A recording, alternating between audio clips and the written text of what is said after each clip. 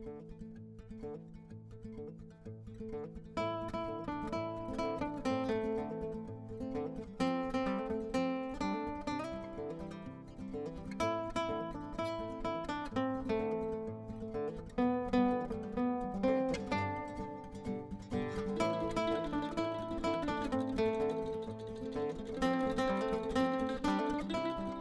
name is Tamara, and this is Reimagine 50 Plus.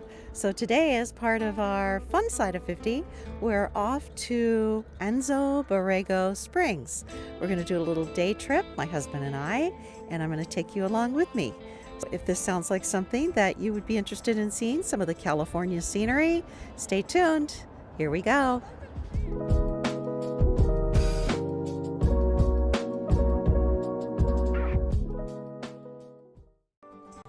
Anza Borrego is approximately 3 hours from Los Angeles or Orange County. As you travel east, you will notice that the scenery begins to change as well as the temperature. Well, it should, because you are actually in the westernmost tip of the Sonora Desert. However, I was surprised to see a few fruit stands along the way selling things like oranges and grapefruits and dates, among other things. So even though it's the desert, it's still California. We finally made it into town, and I was a little surprised to see how small it is. There's actually only 3,000 people that call this place home. There are a couple of eateries, a few inns, but most people are from out of town, and they're coming just to check out the landscape, the Botanical Gardens, as well as this cute little bookstore slash gift shop slash museum. It was very interesting and informative, and I got to see some of the local culture because many of the things that I found in this little gift shop were either written or produced by locals. By the way, there are no stoplights in this town. Everything is right around center of town, including the eatery where we're going to go. We wound up choosing a cute little eatery, and thankfully it was in the 80s the day we were here, and so it was very comfortable to sit outside. They made homemade potato chips and homemade chili, so I couldn't pass that up. Right next door to where we ate lunch was this spectacular Botanical Gardens.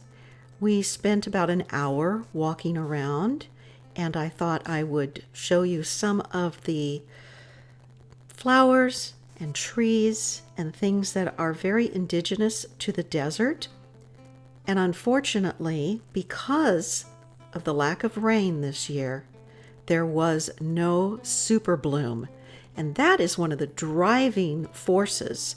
People show up by the thousands to see the spectacular blooms of the desert every March and April. But it has been very dry, even too dry for the desert. And so this was our best bet for seeing some of the more beautiful fauna, cactuses, and some of the beautiful blooms that we just weren't going to see out in the desert on this trip. By the way, if you see a cactus, you probably know not to touch it. But if you see something that looks very soft and fuzzy and inviting, don't touch it either. They're very dangerous. Here you can see that they do grow a lot of citrus. Prickly pear cactus is a favorite. People make jams and jellies, and you can even find prickly pear vodka. So once again, if you see some of these little cactuses and they look really soft and fuzzy and like, oh, I want to pet it, don't, because there are microscopic little needles that will stay in your hand forever. It takes a long time to get them out, and they're very painful. Yeah, I did that one time, so I'm speaking from experience.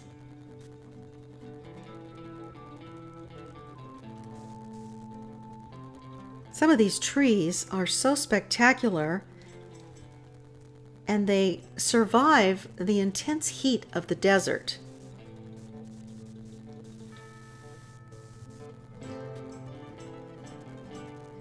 This was a delightful little stop for us before we made our way out into the desert, and especially since we weren't going to get to see any of these blooming cactuses, we were certainly glad that it was right next door to where we ate lunch.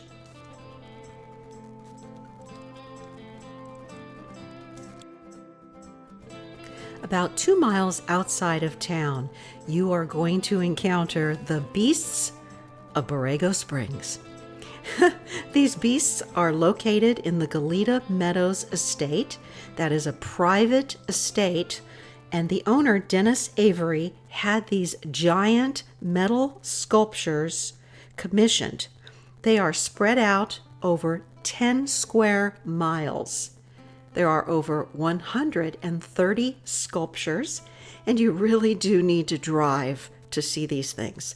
You could probably walk for a couple of them, but for the most part, it's hot and it's sandy and there are rattlesnakes. So you probably want to drive, but it's a lot of fun, and it's a lot of fun to see during the day or at night, because some of these sculptures were designed to be specifically viewed at night with the beautiful starry sky shining above. You may not know this, but the Borrego Springs is considered one of the blackest spots on Earth at night. So there is some amazing stargazing going on, and I have a feeling we're going to be back just to see that. Thanks for joining us in the beautiful Southern California desert, Borrego Springs. We're picking up the last few rays of sunlight. If you haven't subscribed, do so. I'd love to have you join me each week. I drop a new video every Thursday. And if there's a place that you would like me to visit and film, let me know in the comments below. And give it a thumbs up if you liked it. I'll see you next week. Bye-bye.